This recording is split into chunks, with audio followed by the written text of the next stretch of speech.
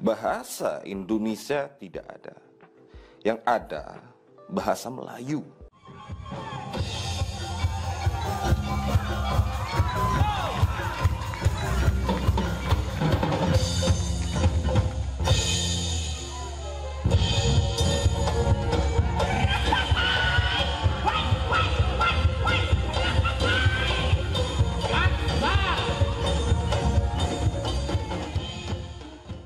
Bahasa Indonesia, sebagaimana kita sama-sama ketahui, merupakan bahasa yang pada mulanya adalah bahasa Melayu. Ketika Muhammad Tabrani, Yamin, Sanusi Pane memilih bahasa Indonesia untuk menamai bahasa negaranya, bahasa yang dinamai bahasa Indonesia itu adalah bahasa Melayu. Pemuda-pemudi Indonesia, berapa jumlahmu?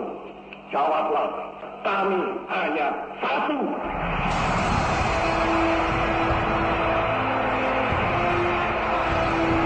Pemuda-pemudi, hei seluruh rakyat Indonesia, mari kita berjalan terus. Jika kita berbicara soal sejarah bahasa Indonesia, kelahirannya, suka tidak suka, Melayu mendahului bahasa Indonesia. Mari kita lihat perdebatan tentang bahasa Indonesia sebelum dia lahir sebagai sebuah bahasa bernama bahasa Indonesia. Kisahnya dimulai dari Kongres Pemuda I.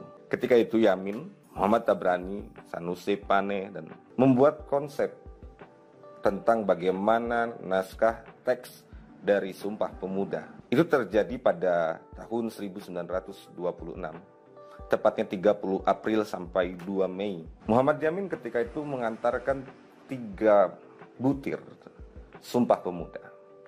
Kami putra dan putri Indonesia mengaku bertumpah darah yang satu, tanah air Indonesia.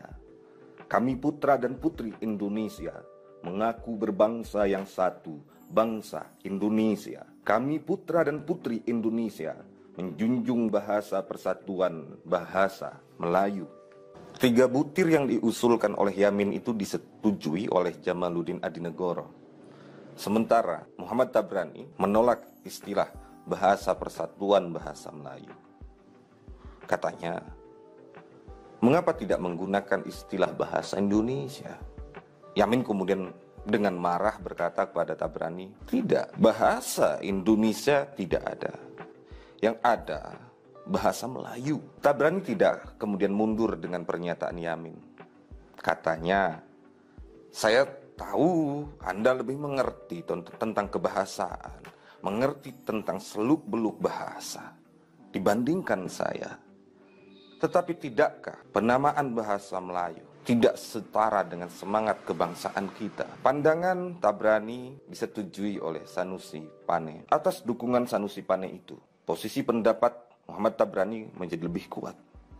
Akhirnya, dengan berat hati Muhammad Yamin menyepakati butir ketiga diubah menjadi kami, putra-putri Indonesia, menjunjung bahasa persatuan, bahasa Indonesia. Pertentangan tentang bahasa Melayu yang menjadi bahasa Indonesia atas penamaan bahasa Indonesia itu sendiri bukan barang baru, bukan sesuatu yang lahir dari luar Indonesia dalam pengertian perdebatannya.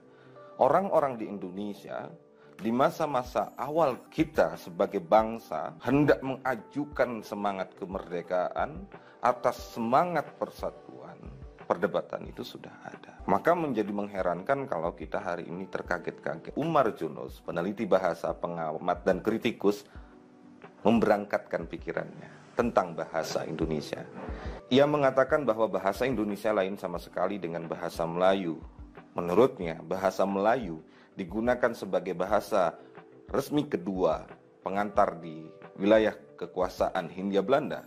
Selain itu, bahasa Melayu adalah bahasa yang tidak menerima serapan-serapan dari bahasa daerah Indonesia. Dalam Kongres Bahasa Indonesia di Solo pada tahun 1938, Ki Hajar Dewantara berkata, yang dinamakan bahasa Indonesia yaitu bahasa Melayu yang sesungguh pun pokoknya berasal dari Melayu Riau, akan tetapi yang sudah ditambah, diubah, atau dikurangi menurut keperluan zaman dan alam baru, hingga bahasa itu lalu mudah dipakai oleh rakyat di seluruh Indonesia.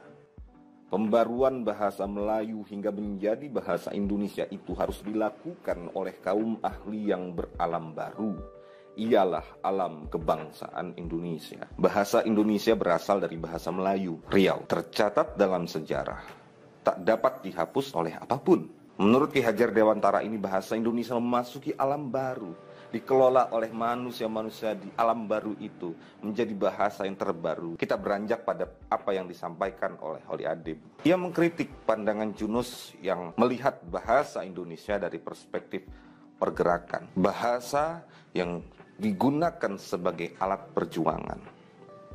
Karena baginya, bahasa bisa digunakan untuk apa saja sebagai alat perjuangan dan sebagainya. Tetapi bahasa sebagai alat perjuangan tidak dapat digunakan sebagai dasar mengatakan bahasa itu lahir dari mana. Bahasa bukan di bawah kekuasaan Hindia Belanda. Sultan Takdir Ali Sabana mengatakan bahwa bahasa Melayu sesungguhnya sudah bukan milik orang Melayu. Dia sudah milik publik dalam hasanah pergerakan perdagangan internasional ketika itu. Bahasa berkembang di tengah masyarakatnya, dimiliki dan hidup di sana. Tidak bisa bahasa dikuasai oleh Hindia Belanda atau dikuasai oleh suatu negara. Bahasa adalah milik masyarakat yang berkembang dan tumbuh. Suatu bahasa memang dikelola oleh badan-badan bahasa suatu negara.